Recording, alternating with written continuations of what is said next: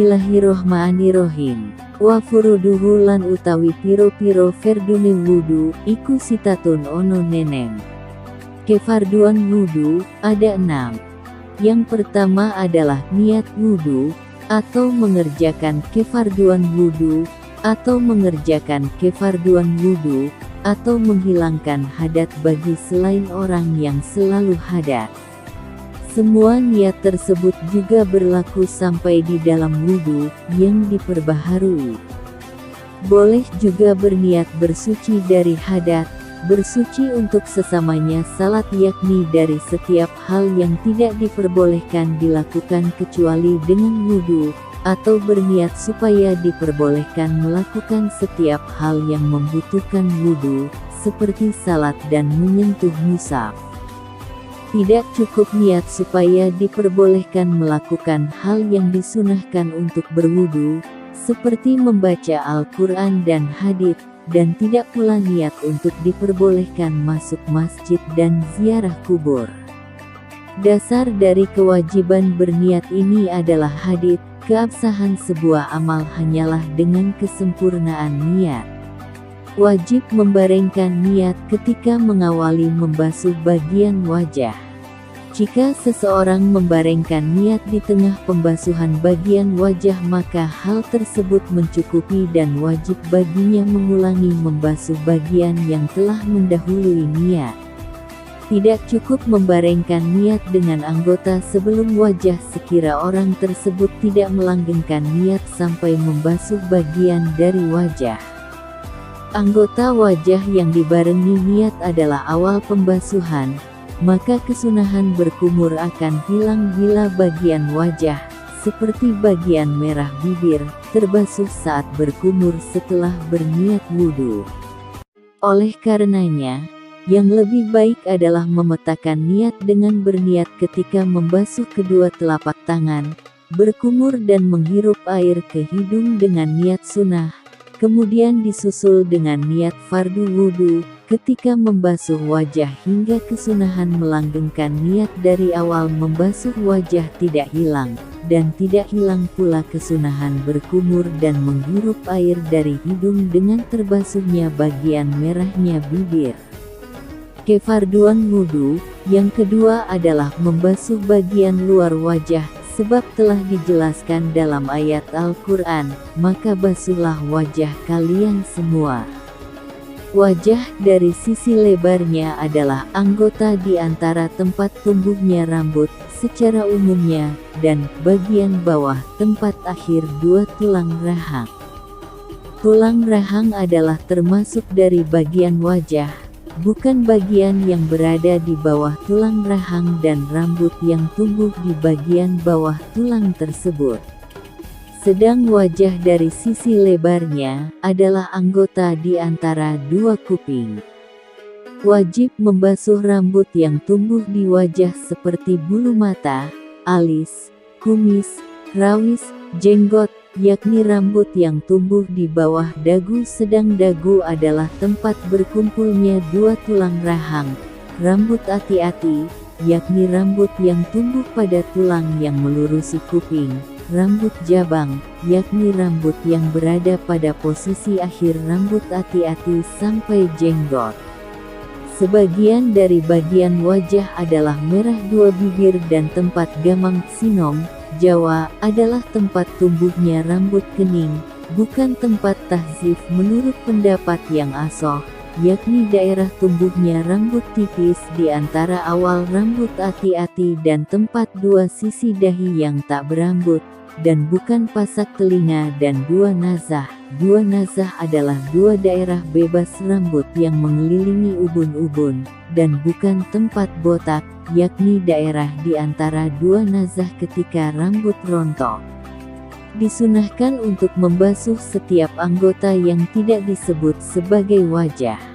Wajib membasuh bagian luar dan dalam setiap rambut-rambut yang telah lewat, walaupun tebal, sebab hal tersebut jarang terjadi. Tidak wajib membasuh bagian dalam rambut yang tebal dari jenggot dan jabang. Kategori tebal adalah selama tidak terlihat dari sela-sela rambut di tempat perbincangan secara umumnya. Wajib membasuh anggota yang tidak mungkin terbasuh keseluruhannya kecuali dengan membasuhnya, sebab perkara yang tidak mungkin sempurna kewajibannya kecuali dengan perkara tersebut, maka hukumnya wajib.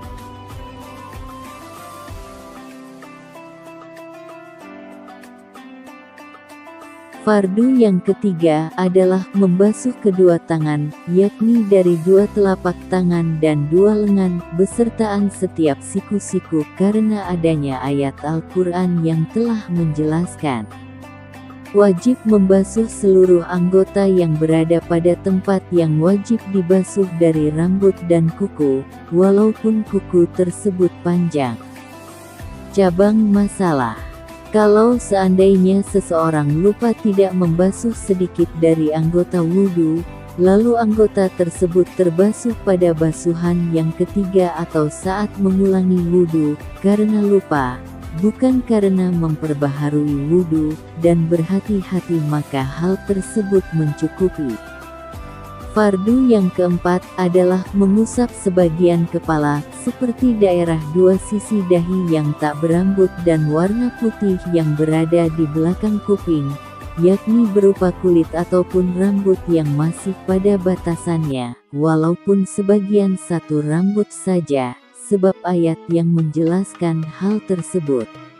Imam Bagawi mengatakan, sebaiknya tidak mencukupi sebuah usapan yang kurang dari kadar ubun-ubun yakni anggota yang di antara dua nazah sebab Nabi Shallallahu Alaihi Wasallam tidak pernah mengusap kurang dari kadar tersebut, dan hadits tersebut adalah hadits yang diriwayatkan oleh Imam Abu Hanifah, semoga Allah mengasihinya. Pendapat yang masyhur dari mazhab Abu Hanifah adalah wajib membasuh seperempat dari kepala. Fardu yang kelima adalah membasuh kedua kaki, besertaan setiap mata kaki dari setiap kaki karena ayat Al-Quran yang telah menjelaskan, atau mengusap kedua muzah dengan syarat-syaratnya. Wajib untuk membasuh bagian tubuh yang berlubang dan robek. Cabangan masalah. Kalau seandainya kaki seseorang tertancap duri dan sebagian duri tersebut tampak, maka wajib untuk mencabutnya dan membasuh bekas duri menancap sebab tempat tersebut dihukum menjadi anggota luar. Jika semua duri terbenam maka duri dihukumi bagian dalam hingga sahlah wudunya. Kalau seandainya kaki atau anggota lain melepuh, mata tidak wajib untuk membasuh bagian dalamnya selama anggota itu tidak sobek. Jika anggota tersebut sobek, maka wajib untuk membasuh bagian dalamnya selama belum melekat. Peringatan. Para ulama menyebutkan dalam masalah mandi bahwa anggota dalam dari rambut yang tersimpul diampuni, dimafu, jika rambut tersebut tersimpul dengan sendirinya. Disamakan dengan hal tersebut adalah seseorang yang diuji dengan sejenis telur kutu yang melekat pada pangkal-pangkal rambut hingga mencegah masuknya air ke tempat tersebut dan tidak mungkin dihilangkan. Gurunya guru kita Syekh Zakaria Al-Ansari telah menjelaskan bahwa permasalahan itu tidak bisa disamakan, bahkan orang tersebut harus bertayamum. Namun muridnya yakni guru kita Ibnu Ajar mengatakan, bahwa pendapat yang unggul adalah diampuni sebab hal itu termasuk dalam keadaan darurat.